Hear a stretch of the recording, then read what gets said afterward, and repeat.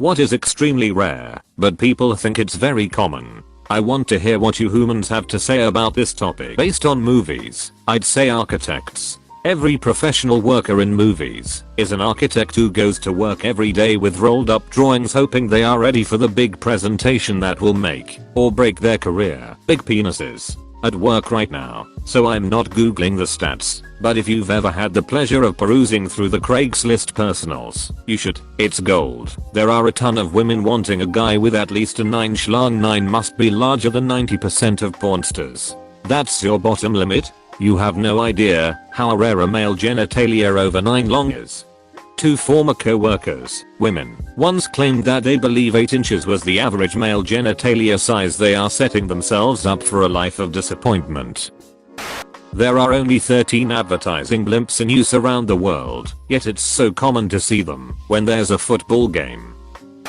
Being in an airplane crash, it's 1 in a million, but a lot of people I know are still more scared to travel on a plane than in a car. You almost never see 2 guys walking across the street carrying a big pane of glass. I was on a college visit once, and I saw 2 guys walking holding a big pane of glass. I took a good look, because I know it will never happen again. I once slipped on a banana peel. I took a moment to really absorb it, because I couldn't believe it had actually just happened. Autistic people being geniuses or savants. I work as a behavior therapist for autistic children. Many people seem to think that autism means a child is only socially awkward, but incredibly book smart. The huge majority of the clients I work with are far behind in cognitive development, which leads to them being far behind in education and related areas like reading and basic math. Edit. I just wanted to add that I love my job and the clients I work with. I feel blessed to be able to work with them, and they amaze me every day, regardless of their level of intelligence and functioning. Edit 2. This is not to say that savants or highly intelligent / gifted people with autism don't exist. They do, and I have met them as well. Autism is a spectrum, so you will meet all types of people with it who are completely different. No single person with autism is exactly the same as any other. I was just pointing out that autistic geniuses are not as common as the media portrays. At least they are vaccinated. People giving away drugs to kids at Halloween. Why would they give away product they could sell? A woman's water breaking during pregnancy. It only happens outside of the hospital like 15% of the time, but in the movies it's always the dramatic telling of when a baby is coming. I'm gonna go with people actually eating Tide Pods. Probably just a few idiots that the media latched onto. Shark attacks. I live in Perth, supposedly one of the shark attack capitals of the world. Sure, we see them occasionally, but actual attacks are very rare. The fit guy laughing at the fat newbie at the gym. When I was fat getting into shape, I got nothing but positive reinforcement from these guys to never give up and keep going. My fat friends were paranoid people and assumed people were laughing at them. In reality, gym goers were just being social and laughing about their conversations. From my experience at the gym, usually people don't really give a poop what you're doing or what your body type is, unless you're either being a male genitalia or being dumb. I don't give a poop if you're fat, thin, tall, or short. Just re-rack your weights and don't sit texting on a machine you are done using and you're now tied with everyone else for my favorite person in the gym. Laughing at a fat person at a gym is like laughing at an injured person at a hospital having green eyes. Only 1 to 2% of humans on Earth have green eyes. Burglary in the middle of the night. Burglary happens most often during the day when nobody is home. No burglar wants to break in and try to sneak around your place while you're sleeping. His biggest concern is to evade detection. It makes more sense to work in the daytime. In all likelihood, that noise you heard outside was a car or a coon or your imagination. Go to sleep. That's exactly what a burglar would say. Don't trust this person. Quicksand. Using stop, drop and roll. Pleading insanity to escape punishment for a crime. There was even a pretty so-so movie about it a while ago. In reality, it is very rare that insanity is used as a criminal defense strategy. Fewer than 1% of criminal cases in the US involve the insanity defense. Here's a PDF source for your perusal if you're not the type to trust some guy on the internet. Even then, It is only successful in 1 out of 4 attempts, and that involves convincing a psychiatrist that you're insane, so don't hang your hat on it if you're thinking about killing someone. Writing code that executes on first compile. 99 bugs in the code on my screen. 99 little bugs. Take one down. Figure it out. 130 little bugs in my code. I'm gonna go with T-Rex fossils. I at least thought they were rather common, since my local museum had like 3. There are something like only 2-4 dozen ever found in the world, and only about 12 skulls. Edit. Guess it is about 50. Was going on memory. Still a bit low, if you ask me, considering how much we talk about dinos. Edit 2. Since everyone keeps thinking they are replicas / casts, it is the Natural History Museum in Los Angeles which has at least 3 T-Rex. When I was little, I also didn't realize how lucky I was to have such a huge and wonderful museum nearby. Now we have the Endeavour right next to it.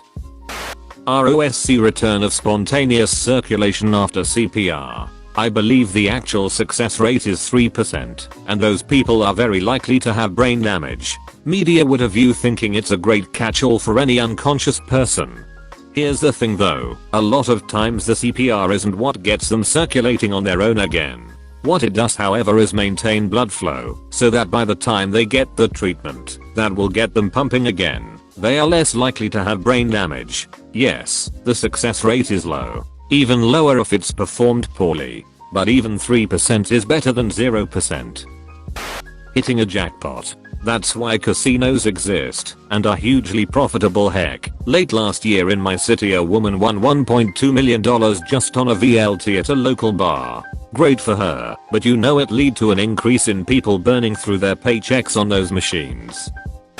Plutonium in 1955. I'm sure that in 1985 plutonium is available at every corner drugstore, but in 1955 it's a little hard to come by. Being able to make it as a musician or actor or many other creative jobs.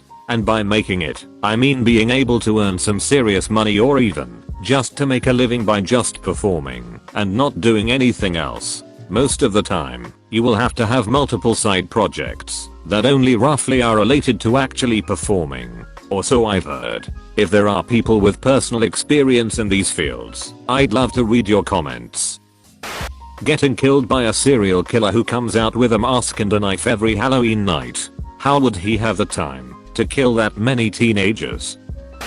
OCD. Half the population act like they have it, but only a small percent really do. Humans just generally like symmetry and tidiness, which doesn't even relate to actual OCD much, but people are ignorant and naive. Edit. This blew up for understandable reason. Glad we all could vent. Rip and barks. Replying as much as I can. I have a minor case to where I would tap on things 4 times and I took meds that help with ADHD, but it would strengthen my OCD to where I'd get paranoid in an odd repetitive way, constantly checking things. Edit. I might post a mega rant detailing my life with disorders. All these replies are making me understand and realize my life even more. I can't rant at school on phone though. Last edit. To the first edit bullet point. The ADHD medicine also made me have pretty much zero appetite, meaning I'd be so tired because I rarely ate, thus messing up my metabolism. As soon as I stopped taking my medicine I ended up gaining a lot of weight because I could finally eat properly in the first time in years. I'm currently dedicating this year to lose weight and focus on my passions in spite of my stupid disorders. Astronomer here. Total solar eclipses. Hear me out. Obviously, we know that they're not common at any given point on Earth, but you'll have about one a year somewhere on the planet, so it's not unreasonable to see one if you plan a little. But with that context, it turns out our moon is the only moon we know of that is the exact same size of the sun in our sky. Mars's moons, for example, are captured asteroids too puny to cover the sun's disk, and the further out you go the planet's moons are so big it more than covers the tiny size of the disk. So, with that, 100% of total solar eclipses, where you actually get the sun obscured and see the corona and all that jazz, happens on Earth. And this effect won't happen forever either, because the moon is moving away from us a few inches a year. In a few 100 million years no one will see total solar eclipses anymore. My dream is that one day, Earth will be a galactic tourist hotspot because of this. successfully saving someone trapped by a fire via re-entering a burning building. The mortality rate for this is really high and fire departments have petitioned to stop showing this in movies because it usually results in another life being lost. As much as I know this to be true, if I thought there was even a slight chance of saving my friend, family, or heck even my cat, I'd try. Probably not for a stranger though, I don't know. A potential mate who is successful, smart, funny, attractive, mentally stable, ready for commitment and single. And attracted to you. Deaths caused by nuclear power. It's actually far safer than just about every other type of power generation in terms of deaths caused each year. People genuinely needing to go to the emergency room. Also people understanding that calling 911 for medical problems is for life or limb threatening emergencies only, that riding in an ambulance will not get you seen faster, and that driving yourself to the VA/doctor/urgent care is not only cheaper but smarter.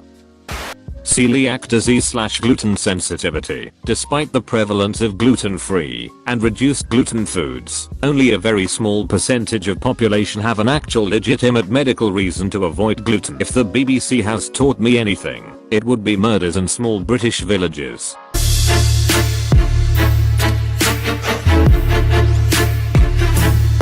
Hey, yo.